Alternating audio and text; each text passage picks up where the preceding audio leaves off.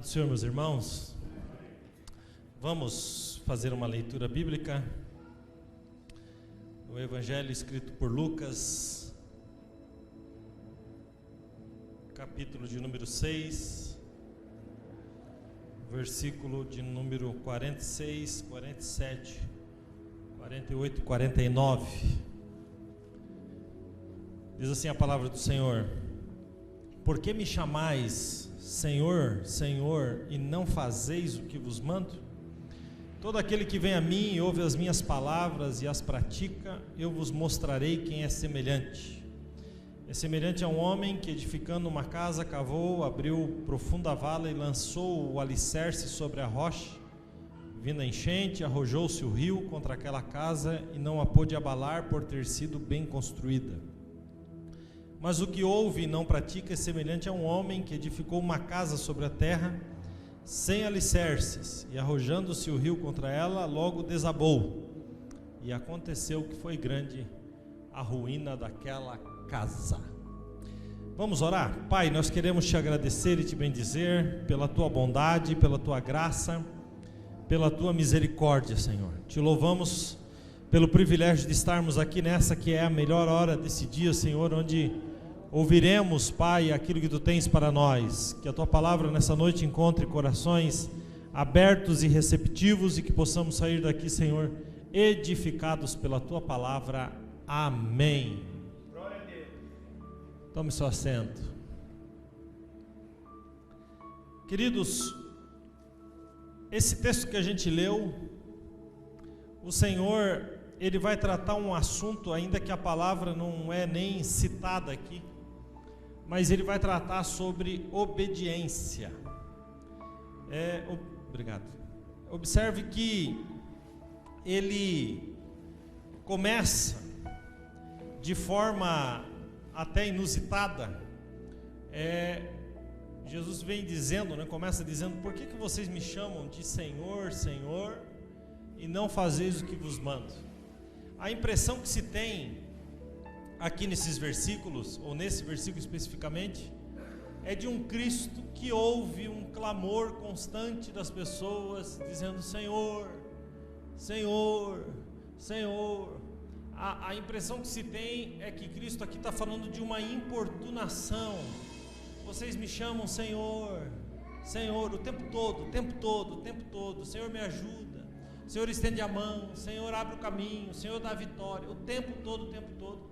E Jesus, Ele responde a esse tipo de apelo de uma forma muito simples. Ele diz: vocês me chamam Senhor, Senhor, mas vocês não fazem o que eu vos mando. Pronto. É uma verdade tão simples, mas tão profunda, né? E é mais ou menos por aí, né? Então a gente vem, isso se encaixa em todas as outras áreas da nossa vida. A gente vem à igreja e ouve a palavra do Senhor, e Deus fala, e você entende, e compreende, e sai daqui e não faz aquilo que te foi mandado, aquilo que você compreendeu, aquilo que você ouviu, né? A gente entra na oração e a gente clama ao Senhor: Senhor, me dê um dia abençoado, mas durante aquele dia você não faz o que Jesus quer que você faça. Se Jesus me deu um relacionamento abençoado, mas você não faz aquilo que Jesus manda fazer que faça. Jesus me dê filhos abençoados, mas você não cria como Jesus gostaria que você criasse. Então, a esse tipo de apelo, o Senhor começa dizendo: por que vocês me chamam Senhor, Senhor, e não fazeis o que vos mando? E o Senhor aqui, que vem do grego Kyrios, né, que é um senhor de escravos, é aquele que teria que ser obedecido, teria que ser imediatamente atendido. Então ele está dizendo assim: vocês me chamam de Senhor, mas vocês não me consideram Senhor, porque os escravos chamam os seus senhores de senhores, e quando os senhores pedem qualquer coisa para os escravos fazem imediatamente, sem titubear, porque sabem que se não fizerem, padecerão, né, a disciplina pelo fato de não terem sido atendidos. Então ele está falando: vocês me chamam de Senhor, vocês me chamam de Kyrios, de Senhor, aquele que fala e o servo obedece. Só tem um problema: vocês não fazem o que eu mando vocês fazerem. E aí ele vai continuar, ele vai dizer assim: porque todo aquele que vem a mim, ouve as minhas palavras, as pratica. Então, há um abismo muito grande entre o ouvir e o praticar, né?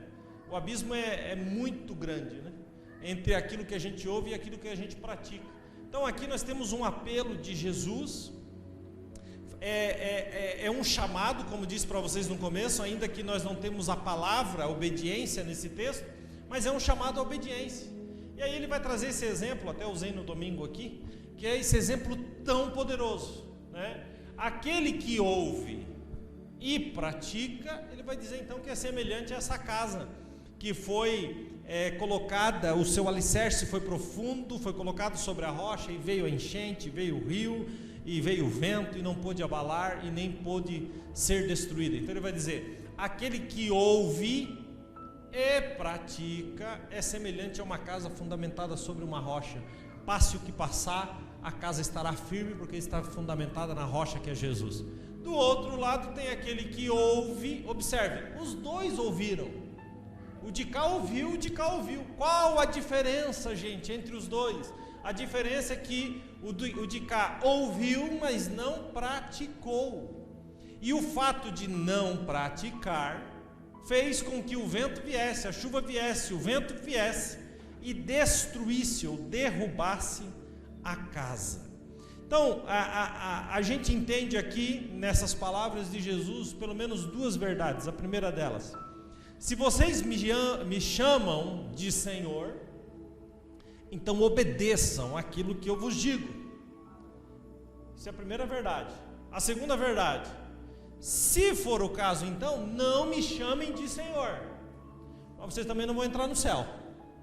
Então é assim, se vocês me chamam de Senhor, então pratiquem aquilo que eu mando vocês fazerem, ou então não me chamem de Senhor. Não me chamem, né? Só que vocês também não vão entrar no céu.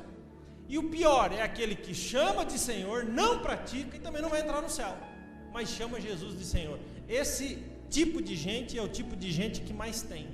Então a gente ama chamar Jesus de Salvador. Não é maravilhoso? Jesus, o meu Salvador. Por que a gente prefere chamar Jesus de Salvador? Porque nos coloca numa posição de resgatados, de buscados, de amados. Então a gente gosta de dizer: Jesus é meu Salvador. A gente só não gosta de dizer que Ele é o Senhor. Salvador é bom, Senhor nem tanto assim. Nem tanto assim. Por quê? Porque o Salvador, Ele te resgata da miséria que você está e te leva às alturas, te dá o banho da graça. Agora o Senhor manda. Então a gente só quer que Ele nos salve, a gente não quer que Ele mande. E quando a gente vai olhar para a Bíblia Sagrada, a gente vai perceber que na maior parte do tempo Jesus é tratado como Senhor. A Bíblia diz lá em Romanos 10:9: se com tua boca confessares ao Senhor Jesus e em teu coração creres que Deus o ressuscitou dos mortos, será salvo. Então peraí, esse versículo fala de um Jesus Senhor e um Jesus Salvador. O Salvador vem depois do Senhor, porque se eu não o reconheço como Senhor da minha vida, como posso reconhecê-lo como Salvador da minha vida? Então nós crentes fatiamos isso. Quem é Jesus para você? Aquele que me salvou, aquele que me resgatou. Oh, que coisa boa, Ele me pegou nos braços, Ele me conduziu, nos momentos de maiores dificuldade, Ele me colocou no ombro. A gente ama isso, e não está errado. O que a gente não gosta é quando Ele quer ser o Senhor das nossas vidas. Mas Ele é o Senhor. Por que Ele é o Senhor, gente? Porque Ele nos comprou com o seu próprio sangue. Apocalipse 5:4. Ele nos comprou com o seu próprio sangue, todos nós, homens de todos os povos, tribos e nações.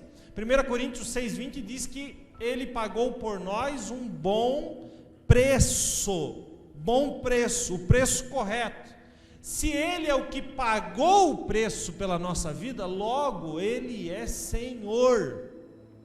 Por isso que o próprio Jesus, dizendo na parábola dos 2 senhores, Ele disse: vocês não podem ter 2 senhores, ou um ou outro. Então quem era o teu senhor? Satanás. Jesus foi lá e pagou o preço por você e te resgatou. Você ficou sem senhor?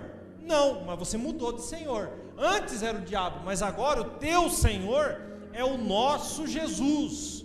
Ele é o Salvador? É. Ele é o bom amigo? É. Mas quem manda é Ele é o Senhor.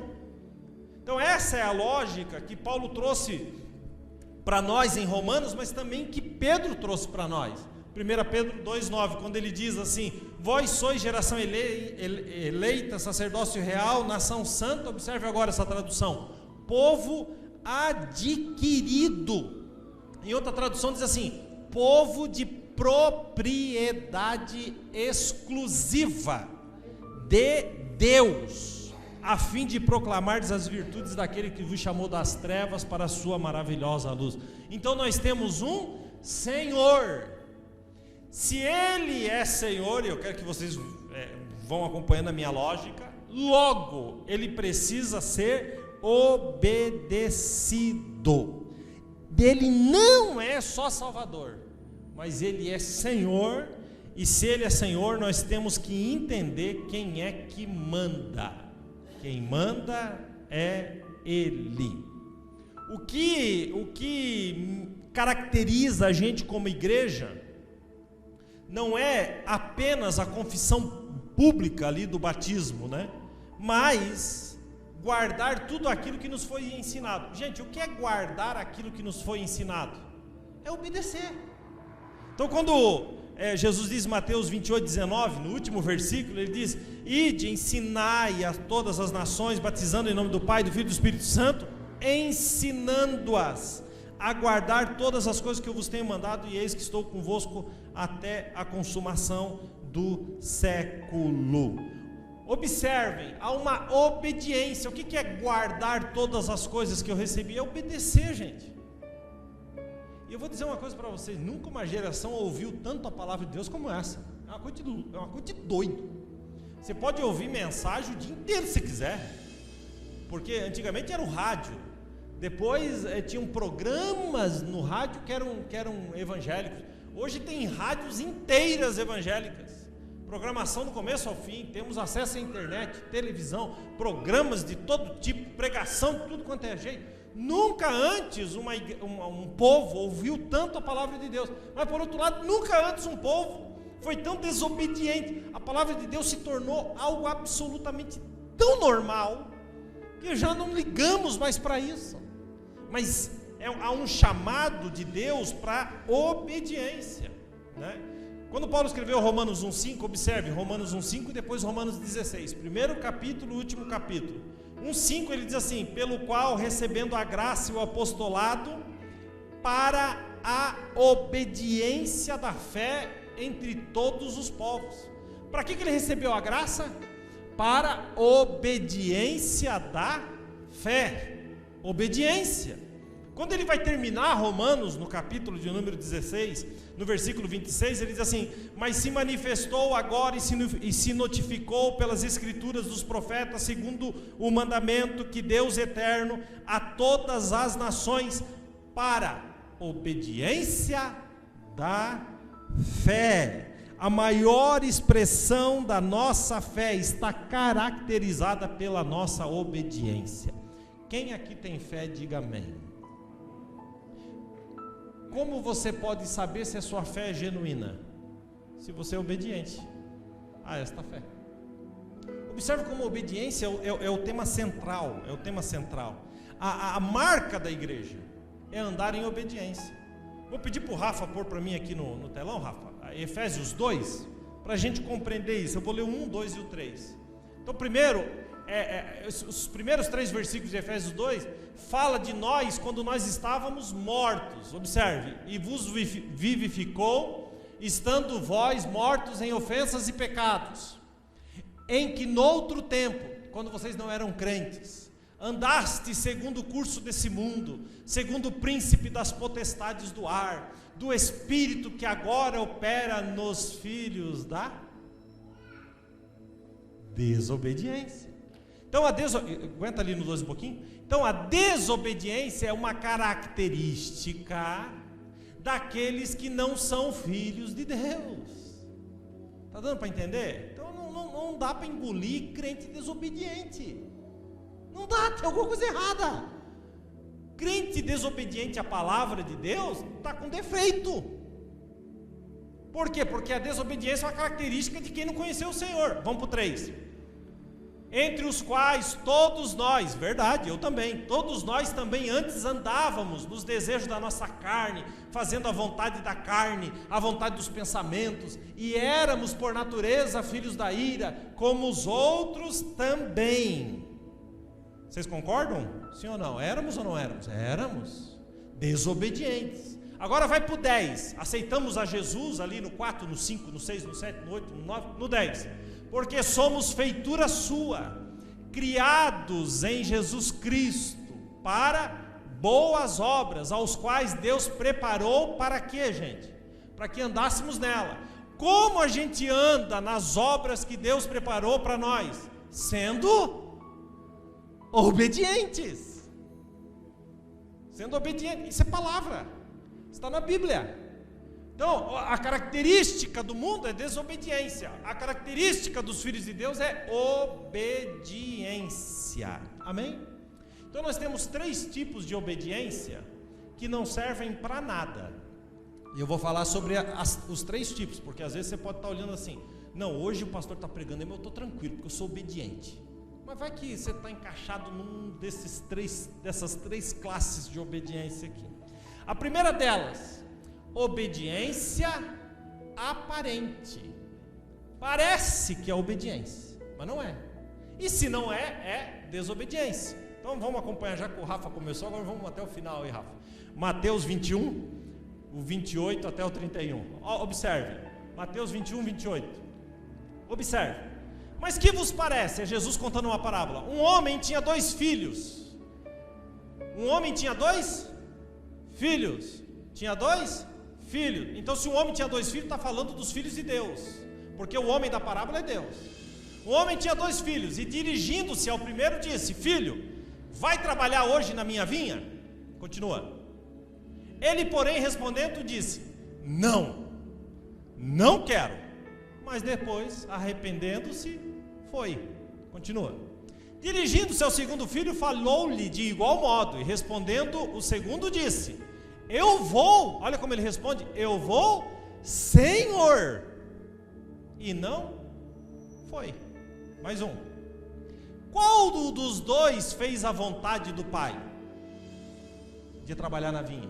Eles responderam: o primeiro. Disse-lhe Jesus: em verdade vos digo que os publicanos e as prostitutas, meretrizes, entram adiante de vós no reino de Deus. Gente, sabe o que aconteceu aqui? Aconteceu aqui o seguinte: Deus chamou 2 filhos e disse para o primeiro: vai trabalhar na minha vinha, nas obras que eu preparei para que você andasse nela, nos versículos de Efésios que eu acabei de ler. Ele olhou para aquilo, se sentiu pequeno, incapaz e disse: não vou.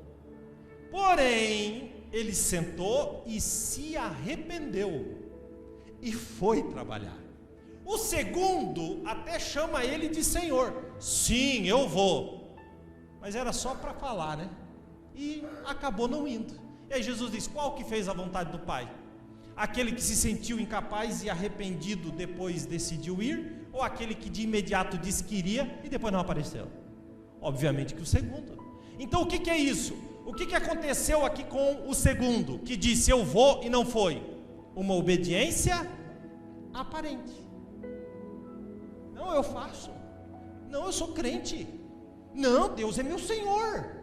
Só que na hora de cumprir o propósito, não faz. Então, é uma obediência aparente, uma aparência de obediência inicial, né? Então, não passa desse tipo de obediência.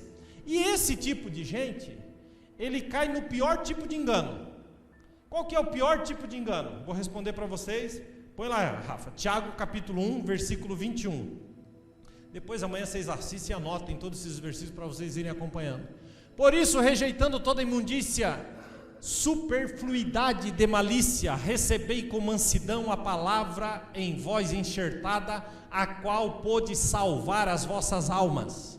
E sede cumpridores da palavra e não somente ouvintes. Leiam comigo agora. Enganando-vos, vamos junto? A vós mesmos. Ele está falando, gente, de um povo que ouve a palavra e não cumpre. Esse povo está enganando quem? A eles mesmos. Então é assim, ele não engana as pessoas, porque as pessoas sabem. Ele não engana o diabo, que até o diabo sabe que ele não cumpre aquilo que ele ouve. Ele não engana Deus, porque Deus ninguém engana. Mas ele engana quem? Ele mesmo. Ele mesmo. Ele tem a aparência da obediência, mas não é obediente. Quem está entendendo? Quem está entendendo, diga amém. Quem está entendendo mesmo que não esteja gostando, diga amém. Amém? Então nós estamos falando aqui de uma obediência aparente. Então está aí a primeira, né? A segunda, obediência parcial. Qual que é a obediência parcial? Israel estava em guerra com os filisteus e Samuel disse para Saul: espera por mim para que eu venha e consulte o Senhor, que vista, né, que faça o meu papel de sacerdote. O que Saul fez? Saul fez aquela obediência parcial, né? Esperou 7 dias, Samuel não apareceu, ele falou: bom, eu já fui obediente até aqui, então deixa eu ir consultar ao Senhor como um sacerdote. Parece uma coisa tão simples, mas essa foi uma obediência parcial. Por quê? Porque ele mesmo, quando Samuel chega e pergunta: o que tu fez? Ele diz assim: não, por causa da circunstância, o povo, os guerreiros queriam ir embora e o exército ia se acabar, então por causa da circunstância, Samuel, foi que eu fiz isso. Então é uma obediência circunstancial. Se está tudo bem, eu sou obediente. Se está tudo mal, eu não sou. Aí Samuel dá mais uma chance para ele e diz: sai daqui, vai matar todos os amalequitas, o inimigo de Deus.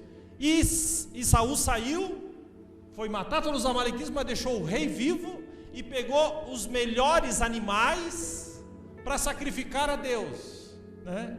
E aí Samuel chega nele e diz: o que é que tu fizeste? Eu não mandei matar todo mundo. Mandou. Por que esse rei está vivo? Não mandou matar todos os animais? Sim. Por que esses animais estão vivos aí? Aí ele vai dizer: é que o povo queria sacrificar esses animais a Deus. Então primeiro é por causa das circunstâncias, segundo é por causa das pessoas.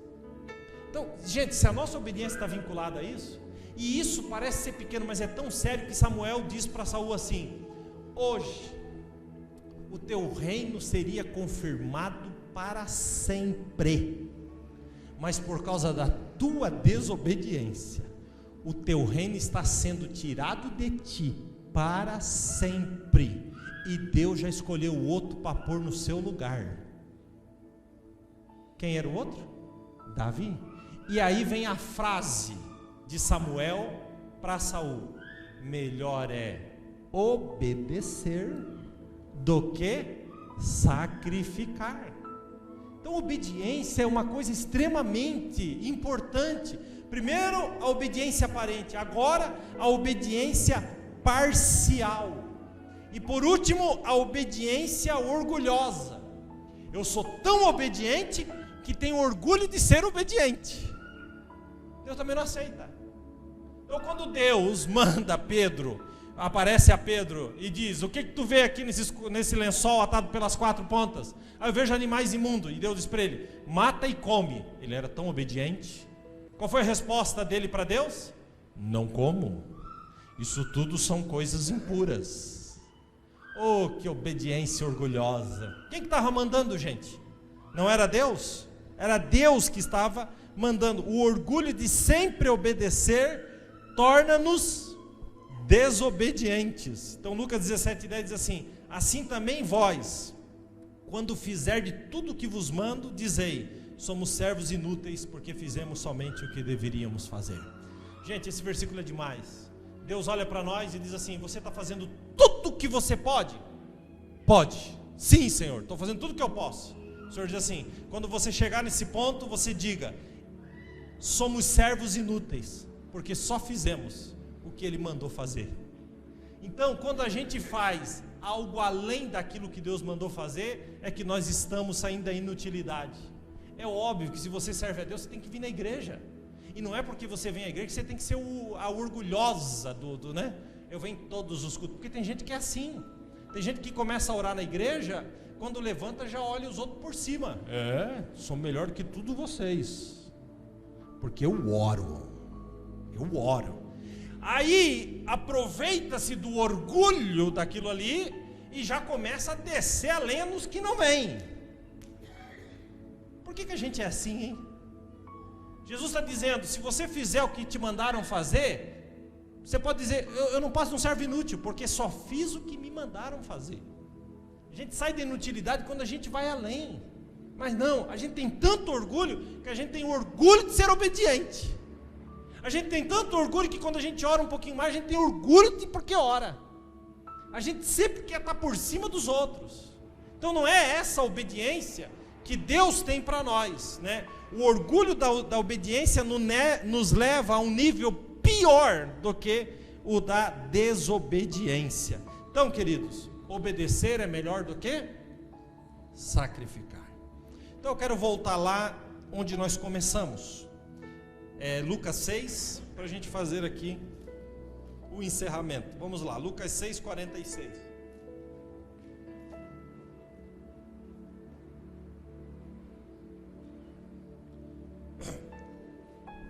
Com esse entendimento aqui que demos nessa noite, a respeito de obediência, eu já posso te incomodar com 3 perguntas. A tua obediência é aparente? Responda aí para você. A tua obediência é parcial? O que é a obediência parcial? Ela é circunstancial. Ela depende. Depende de quem está perto e depende das circunstâncias. Então, se lá no meu trabalho eu estou num ambiente onde a circunstância do ambiente, todo mundo fala palavrão e o povo que está lá fala palavrão, então eu também posso falar.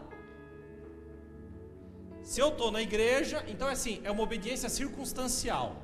Depende do lugar e depende com quem eu estiver, é um tipo de assunto, um tipo de vocabulário. Então isso é uma obediência circunstancial. Quem está entendendo isso? Amém? Então o que o Senhor quer de nós? Uma obediência nata, uma obediência absoluta, independente das circunstâncias, independente das pessoas que nos cercam, né? Ou às vezes a gente é tão obediente que tem orgulho de ser obediente, e o orgulho é um sentimento de Satanás, porque Satanás, né, Lúcifer, quando foi criado, ele era tão bom naquilo que ele fazia, na área da música, do louvor, ele era tão bom, que ele ficou orgulhoso, ele achou que ele podia já ser Deus.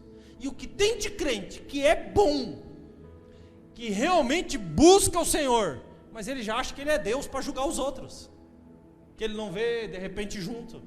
A gente não pode fazer isso. Então a gente tem que tomar cuidado com essas coisas, né?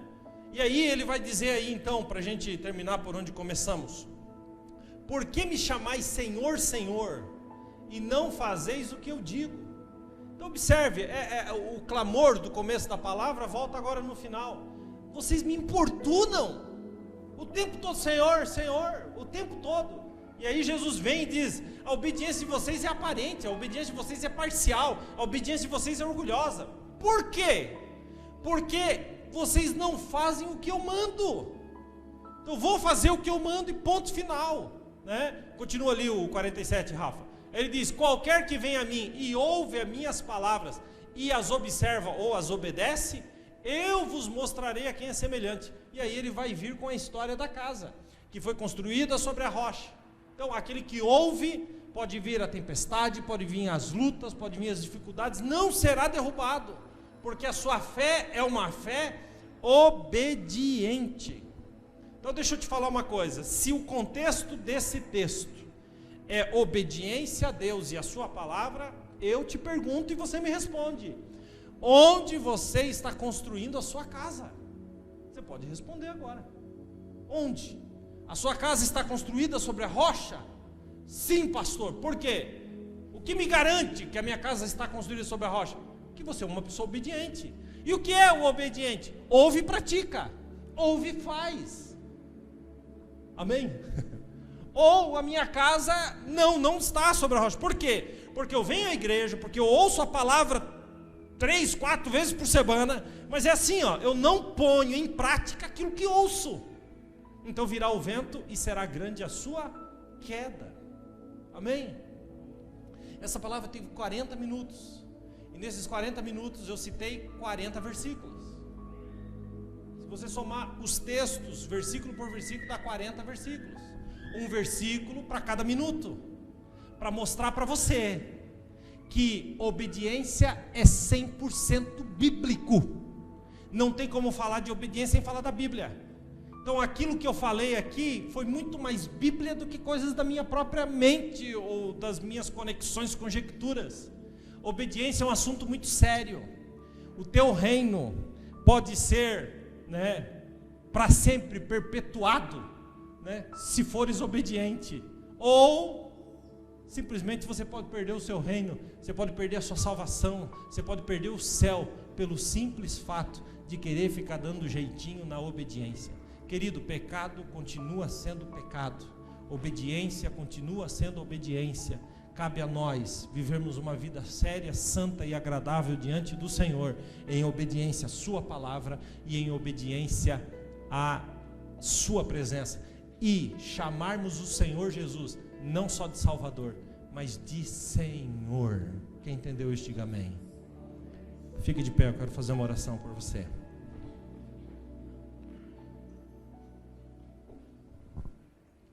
Curva sua cabeça, feche seus olhos. Senhor, nós queremos te agradecer, meu Pai, pelo privilégio de estarmos aqui, de te bendizer, de te exaltar. Quero te louvar, Senhor, pela oportunidade, meu Deus, de passar esses minutos contigo.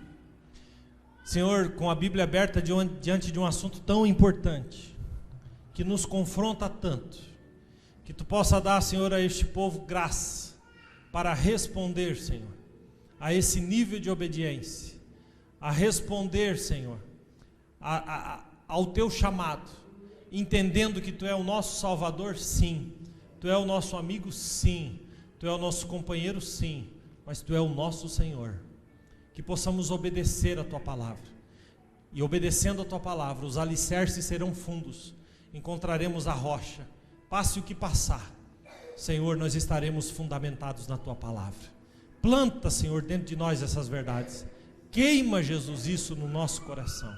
Eu quero te louvar, Senhor, pela vida do povo que aqui veio. Abençoe a cada um, Senhor, dando uma semana de bênção, de graça e de obediência, Senhor, e restrita a tua palavra. Para a glória do teu nome nós te pedimos. Amém. Amém.